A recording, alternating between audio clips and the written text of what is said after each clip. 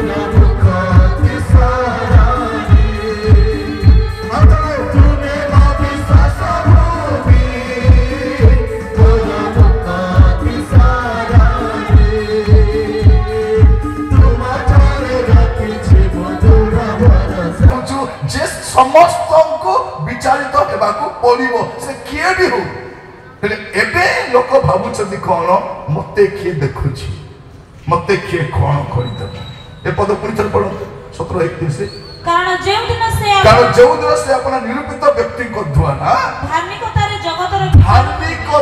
अधार्मिक तो अधार्मिक विचार चली धार्मिकतारे जगतर विचार करेंगे गोटे दिन स्थिर करी अच्छंती आउ ताहाको मृतमान को मध्य उत्थापन करी ए विषय समस्त मनिकर प्रमाण जिसु ही जगतर विचार करिवे यार प्रमाण से देइछंती ताको पुनरुत्थान करे। मते थरे जने लोक पचारुछि आज्ञा ए जिसु केबेरु अछंती आज्ञा अकन बाकी लोक केबे को बुझ करू अछंती कहले आज्ञा आपण जेबेरु नहांती सेबेरु से अछंती पृथ्वी जेबेरु नथिला समय सृष्टि ही नथिला तारीख सृष्टि ही नथिला बार सृष्टि ही नथिला सेतेबेलु से अछंती अनादि काल से अछंती से केवल मनुष्य उद्धार करबा पाई मानव देह धारण करी 2000 वर्ष तले आसीथि हो ठीक अछि जे ले आज्ञा जिसु स्कूल कहीं जाई नांती ताको बड़ टेंशन नहीं जाउछि जिसु स्कूल जाई नांती हमर देशर राजा माने भी जाइछंती हला मुनि ऋषि पाखरे पाठ पढ़ी आस्तंती तो से कहछि आज्ञा जिसु कहीं की को स्कूल जाई नांती कहली जाई थाते बाबू ताको पढ़ाइबा पाई मास्टर का जन्म ही नांती ताको पढ़ाइबा पाई मास्टर का जन्म हे नांती जे तांकर ज्ञान बल ए पृथ्वी को सृष्टि करिसंती ए समुदाय विश्व को सृष्टि करिसंती ए वृक्षलता पशु पक्षी तैयारी करिसंती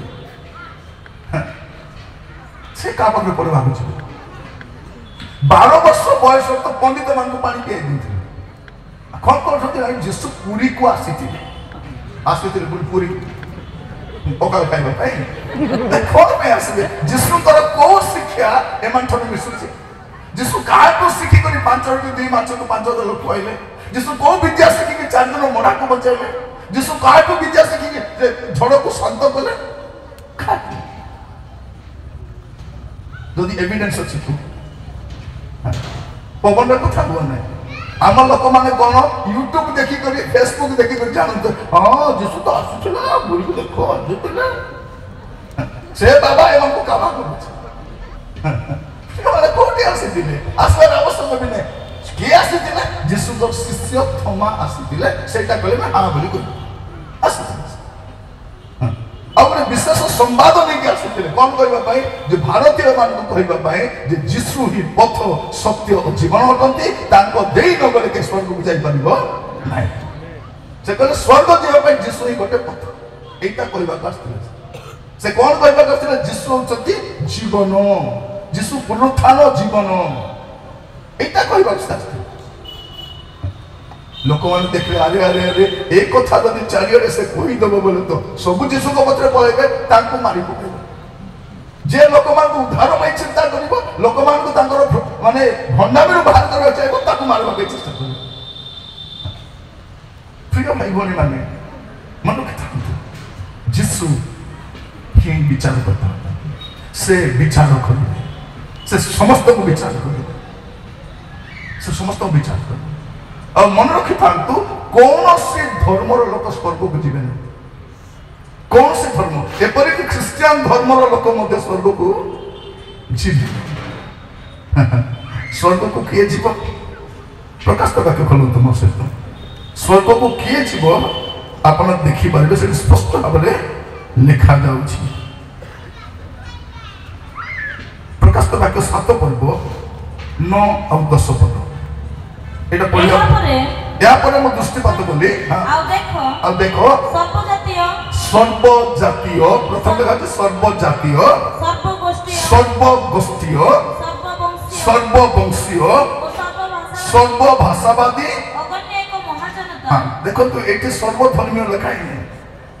ଆଉ ଥରେ ପଢ଼ନ୍ତୁ, ସର୍ବଜାତୀୟ, ସର୍ବଗୋଷ୍ଠୀୟ, ସର୍ବବଂଶୀୟ, ସର୍ବଭାଷାବାଦୀ। ସର୍ବଧର୍ମୀୟ ଲେଖା ହିଁ ନାହିଁ। ଆପଣ ସର୍ବଧର୍ମ ପ୍ରାର୍ଥନା ସଭା କରିପାରିବେ। ଆମର ପ୍ରଚାରକ ମାନେ ମଧ୍ୟ ସର୍ବଧର୍ମ ପ୍ରାର୍ଥନା ସଭା କରୁଛନ୍ତି। ସମସ୍ତେ ଠାରେ ମୁକ୍ତି ଅଛି।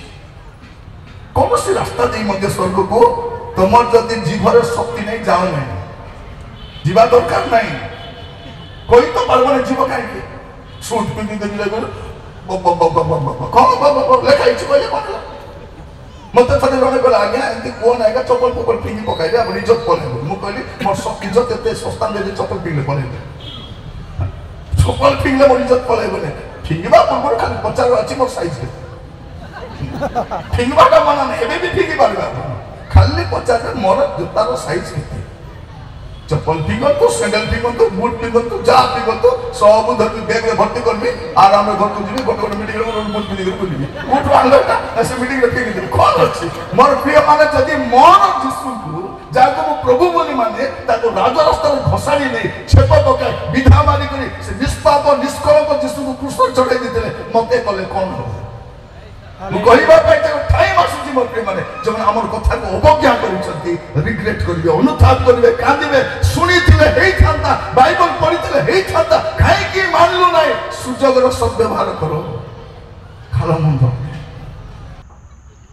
ତେବେ ପ୍ରିୟ ବନ୍ଧୁଗଣ, ଆଉ ଯଦି ଭିଡ଼ିଓ ଆପଣଙ୍କୁ ଭଲ ଲାଗିଛି ତେବେ ଭିଡ଼ିଓକୁ ଅନ୍ୟମାନଙ୍କ ପାଖକୁ ସେୟାର ମଧ୍ୟ କରନ୍ତୁ, ଅନ୍ୟମାନଙ୍କ ପାଖକୁ ପଠାନ୍ତୁ। ଯଦି ଆପଣ ପ୍ରଥମ ଥର ପାଇଁ ଏହି ଚ୍ୟାନେଲକୁ ଆସିଛନ୍ତି ତେବେ ଚ୍ୟାନେଲକୁ ସବସ୍କ୍ରାଇବ୍ କରନ୍ତୁ ଆଉ ଭିଡ଼ିଓକୁ ଲାଇକ୍ କରନ୍ତୁ, କାରଣ ଆଗାମୀ ଦିନମାନଙ୍କରେ ଆହୁରି ଅନେକ ଭିଡ଼ିଓ ଆସିବ ଆତ୍ମିକ ଜୀବନ ରିଲେଟେଡ଼୍, ନ୍ୟୁଜ୍ ରିଲେଟେଡ଼୍। ଆଉ ଏହା ଛଡ଼ା ମୋର ଆଉ 2ଟି ମଧ୍ୟ ଚ୍ୟାନେଲ୍ ଅଛି, ଓଡ଼ିଆ ଚ୍ୟାନେଲ୍। ସେଠି ମଧ୍ୟ ଯାଇକି ଆପଣ ଭିଡ଼ିଓ ଦେଖିପାରିବେ। ଗୋଟେ ହେଉଛି ୱିଲ୍ ଅଫ୍ ଗଡ଼୍, ଆପଣ ସର୍ଚ୍ଚ କରିବେ ୟୁଟ୍ୟୁବରେ @will of God 2.0, ସବୁ ସ୍ମଲ୍ ଲେଟର୍ ଟାଇପ୍ କରିକି ସର୍ଚ୍ଚ କରିବେ, ମୋର ଚ୍ୟାନେଲ୍ ଆସିବ। ଆଉ ଗୋଟେ ମଧ୍ୟ ଚ୍ୟାନେଲ୍ ଅଛି ଆତ୍ମିକ ଯାତ୍ରା, ଆଉ @ଆତ୍ମିକ ଯାତ୍ରା, ଏମିତି ମାରିଲେ ମଧ୍ୟ ପଳେଇ ଆସିବ। ତେବେ ସମସ୍ତଙ୍କୁ ଆନ୍ତରିକ ନମସ୍କାର। ଆପଣ ए चैनल गुड़ी को सब्सक्राइब कर रखि था। पुणी थर देखा आम सहित आ गोटे भिडियो आ गोटे अध्याय। धन्यवाद।